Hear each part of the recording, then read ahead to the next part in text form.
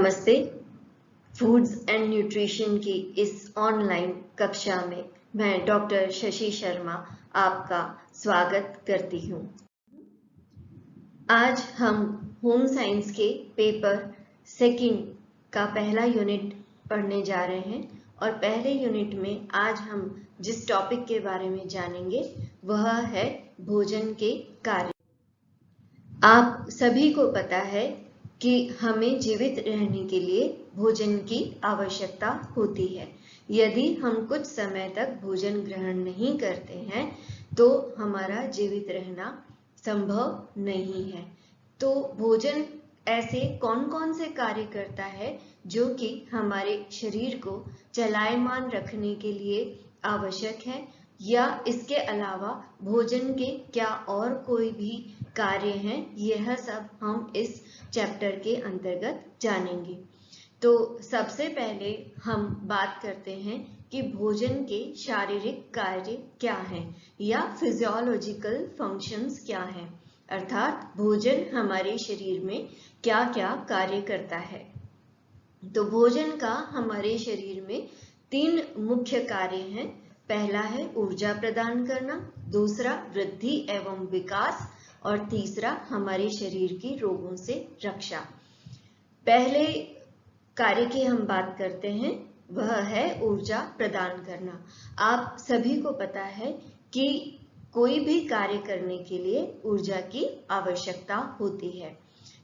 उदाहरण के लिए अगर मैं बैठी हूं और कोई फिजिकल कार्य नहीं कर रही हूँ या शारीरिक कार्य नहीं कर रही हूँ, बस बैठी हुई हूँ या लेटी हुई हूँ, उस अवस्था में भी हमारे शरीर में कई गतिविधियां चल रही होती हैं जिनको हम कहते हैं अनैच्छिक क्रियाएं।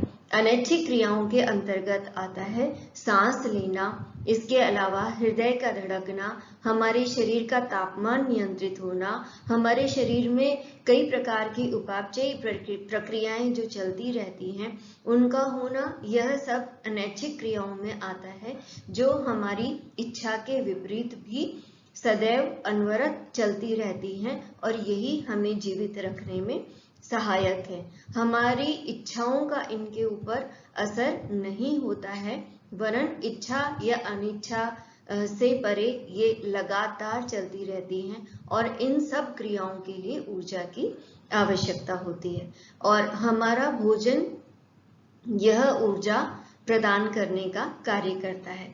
सिर्फ अनैच्छिक कार्यों के लिए ही नहीं, वरन ऐच्छिक कार्यों के लिए भी हमें ऊर्जा की आवश्यकता होती है।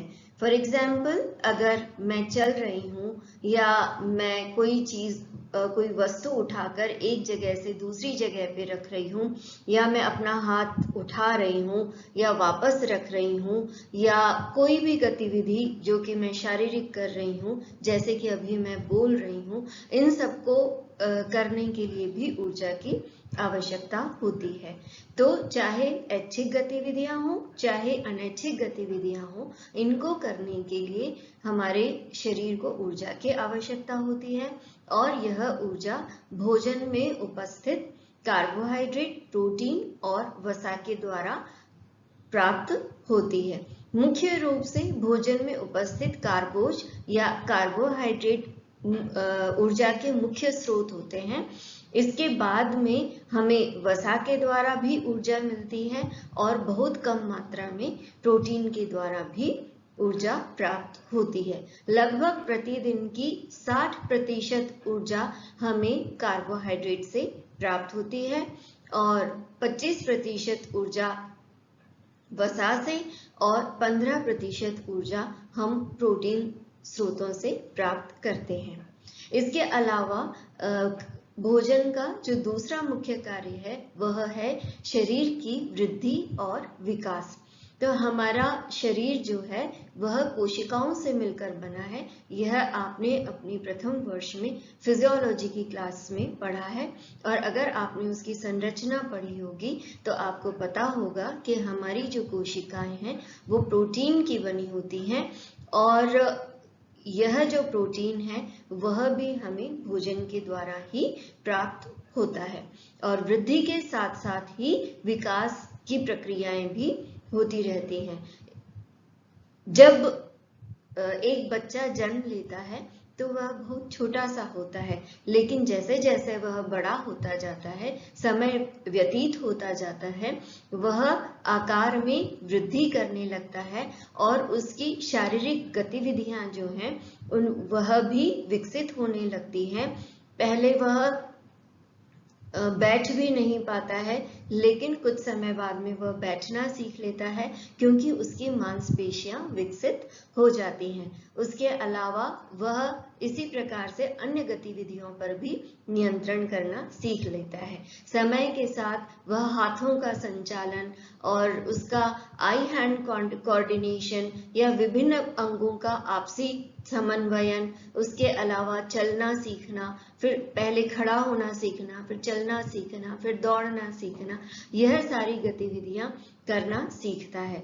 तो यह वृद्धि के साथ ही संभव है और यह वृद्धि जो है उसके लिए प्रोटीन की आवश्यकता होती है और यह प्रोटीन हमें भोजन के द्वारा ही प्राप्त होता है। अगर हमें पर्याप्त मात्रा में भोजन के द्वारा प्रोटीन नहीं मिलता है तो वह जो बच्चा है वह उसकी वृद्धि भली भांति नहीं हो पाएगी और उसका विकास नहीं हो पाएगा। अब आपके दिमाग में एक सवाल आना स्वाभाविक है कि जब वयस्कावस्था आने के बाद में हम पूरी वृद्धि को प्राप्त कर लेते हैं, शारीरिक वृद्धि उसके बाद में नहीं होती है, तब भी क्या हमें प्रोटीन की आवश्यकता होती है? जी हाँ, हमें जीवन पर्यंत प्रोटीन की आवश्यकता होती है, क्योंकि हमारे शरीर में जो पुरानी कोशिकाएं हैं वे नष्ट होती रहती हैं और उनके स्थान पर नई कोशिकाओं का निर्माण होता रहता है। तो इन नई कोशिकाओं के निर्माण के लिए हमें प्रतिदिन एक निश्चित मात्रा में प्रोटीन की आवश्यकता होती है, जिसका भोजन के द्वारा पूरा किया जाना अत्यंत आवश्यक है, नहीं तो हम कमजोर होने लग जाते हैं। इसके अलावा तीसरा जो मुख्य कार्य है भोजन का, वह है हमारे शरीर की रोगों से रक्षा करना, अर्थात हमारे शरीर की प्रतिरोधक क्षमता को बढ़ाना। इसके अंतर्गत आते हैं विटामिन और खनिज लवणों के कार्य। हमारे शरीर में कई प्रकार के विटामिन ऐसे कार्य करते हैं जो कि हमारे शरीर को विभिन्न रोगों से बचाते हैं। जैसे विटामिन ए और सी एंटीऑक्सीडेंट का कार्य करते हैं और यह कैंसर जैसी हानिकारक बीमारी से हमारी रक्षा करते हैं। इसके अलावा विटामिन सी जो है वह हमारी इन्फेक्टिव डिजीजेस जो हैं, जैसे खांसी, जुकाम, बुखार आदि हो जाना, इन सब से रक्षा करता है। इस प्रकार से ये भोजन के 3 मुख्य कार्य हैं जो वे फिजियोलॉजिकली या शारीरिक रूप से हमारे शरीर में करता है। इसके बाद में हम बात करते हैं कि और क्या क्या कार्य हैं जो भोजन हमारे जीवन में करता है। तो इसके शारीरिक कार्य के अलावा दूसरा मुख्य कार्य है वह है सामाजिक कार्य। सामाजिक कार्य के अंतर्गत जो सोशली, यानी हम जब लोगों से मिलते जुलते हैं तो ऐसे समय में क्या भोजन का कोई रोल है? तो यदि मैं आपके घर पे आती हूँ तो आप मुझे क्या ऑफर करते हैं? आप मुझे सबसे पहले पानी पिलाते हैं। उसके बाद में आप मुझसे पूछते हैं कि चाय लेंगे या ठंडा। तो अगर हम किसी के घर जाते हैं और वहाँ पे यदि कोई हमें पानी का नहीं पूछता तो हम ये कहते हैं कि वो अच्छे लोग नहीं हैं, उन्होंने तो पानी के लिए भी नहीं पूछा। तो आप देख सकते हैं कि हमारे भोजन का हमारे जीवन में सामाजिक महत्व भी बहुत अधिक है। इसके अलावा हम लोग त्योहार मनाते हैं तो उसमें विशेष प्रकार की मिठाइयाँ होती हैं, जैसे कि ईद पर सेवइयाँ बनाई जाती है जो कि मीठी ईद होती है। इसके अलावा हम होली पे गुजिया बनाते हैं। इसके अलावा कृष्ण जन्माष्टमी को पंजीरी और चरणामृत बनाते हैं। इसके अलावा हम बर्थडे या न्यू ईयर या कोई पार्टी का सेलिब्रेशन करते हैं तो विशेष रूप से बर्थडे पे हम केक बनाते हैं। तो ये जो सामाजिक गतिविधियां हैं, इनमें भी हमारे भोजन का बहुत विशिष्ट कार्य होता है। इसके अलावा भोजन जो है वह हमारे आर्थिक स्तर का प्रतीक भी है, क्योंकि आपने देखा होगा कि जब हमारे घर पर अतिथि आते हैं तो हम उन्हें बहुत अच्छा अच्छा भोजन करने को देते हैं। हम कई प्रकार की वैरायटीज उनके सामने परोसते हैं। तो यह न केवल हमारे आर्थिक स्तर को बताता है, बल्कि यह हमारे आतिथ्य का प्रतीक भी है कि हम जिस व्यक्ति का जितना अच्छा स्वागत करना चाहते हैं, हम उसके खान पान पर बहुत अधिक ध्यान रखते हैं। इसके अलावा भोजन का एक और मुख्य कार्य है, वह है मनोवैज्ञानिक कार्य। जब आप कॉलेज से थके हारे घर जाते होंगे और आपको बहुत तेज भूख लग रही होती है, तो आप मम्मी से पूछते हो कि आज खाने में क्या बना है। अगर आपकी पसंद की सब्जी बनी होती है तो आप खुश हो जाते हो और आप कहते हो कि जल्दी से खाना लगा दो, अब बहुत जोर की भूख लगी है, और आपका मन प्रसन्न हो जाता है। लेकिन अगर उस दिन आपकी पसंद की सब्जी नहीं बनी है, या आपकी माँ आपको जवाब देती है कि अभी तो खाना बना हुआ ही नहीं है, तो आपका मूड एकदम खराब हो जाता है, आपको गुस्सा आ जाता है और आप शिकायत करने लगते हैं कि मुझे इतनी जोर से भूख लग रही है, आपने खाना क्यों नहीं बना रखा, या आपने यह सब्जी क्यों बना के रख दी है, आपको पता है कि मुझे यह सब्जी बिल्कुल नहीं पसंद आती है। तो इस प्रकार से हम भोजन के द्वारा अपने संवेगों को भी प्रकट कर सकते हैं, या भोजन जो है हमारे ऊपर मनोवैज्ञानिक प्रभाव भी डालते हैं। एक पुरानी कहावत है कि अगर किसी व्यक्ति के दिल तक पहुंचना है तो उसके दिल तक पहुंचने का रास्ता उसके पेट से होकर जाता है। तो अगर किसी व्यक्ति को आपको खुश करना है तो आप उसको अच्छा अच्छा भोजन खिलाइए, ताकि वह व्यक्ति हमेशा आपसे खुश रहे। इसके अलावा आपको पता है कि जब कभी बच्चा रूस जाता है या रूठ जाता है, तो वह अपनी नाराजगी प्रदर्शित करता है भूख हड़ताल से। वो कहता है मैं खाना नहीं खाऊंगा।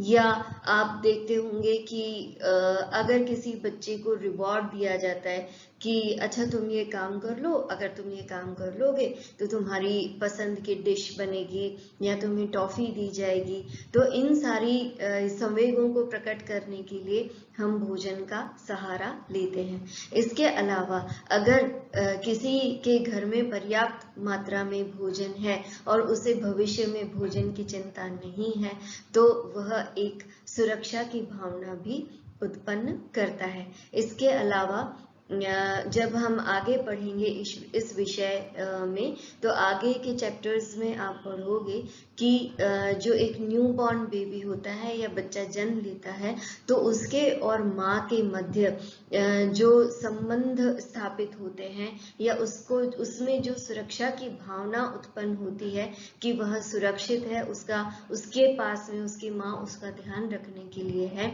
तो वह कार्य भी भोजन के द्वारा ही संभव हो सकता है।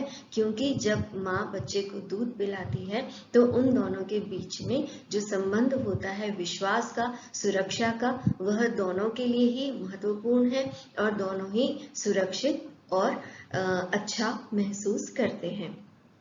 इसके अलावा भोजन को बल के रूप में भी उपयोग में लिया जाता है। आपने सुना होगा कि गांधी जी जब किसी बात का विरोध करते थे तो वे आमरण अनशन पर चले जाते थे, और आज भी सरकार के प्रति विरोध प्रदर्शित करना हो या किसी संस्था के प्रति विरोध प्रदर्शित करना हो, तो आज भी लोग भूख हड़ताल का रास्ता अपनाते हैं, और भूख हड़ताल करने पर उसका प्रभाव ज्यादा होता है। लोग बाग या अथॉरिटी जो है वो उनकी बात को ज्यादा गंभीरता से लेती है, क्योंकि उन्हें पता है कि इन्हें अगर भोजन नहीं मिला तो उनके जीवन पर संकट हो सकता है। तो इस प्रकार से भोजन को बल के रूप में भी उपयोग में लिया जा सकता है। तो यह सारी बातें आती हैं भोजन के कार्यों के अंतर्गत। आपने इस वीडियो को ध्यान से सुना, इसके लिए मैं आपकी आभारी हूँ। अब मिलते हैं अगले वीडियो में। नमस्ते।